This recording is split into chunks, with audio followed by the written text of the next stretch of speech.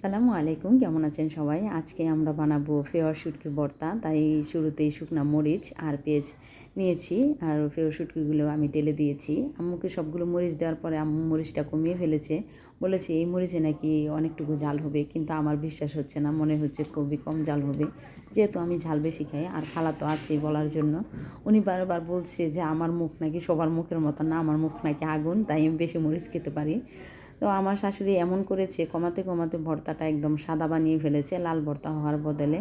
যাই হোক, ওনারা যখন নাকি আমার শাশুড়ি ভর্তাটা বানিয়েছে, আর বরাবরই আমার শাশুড়ি ভর্তাগুলো বানায়, যদিও আমি খেতে বেশি পছন্দ করি, কিন্তু ভর্তাটা আমি কম বানাই, আম্মু বেশি বানায়।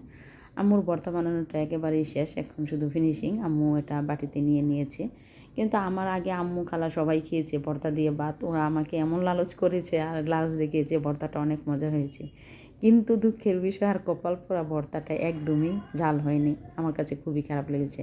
আল্লাহ হাফেজ।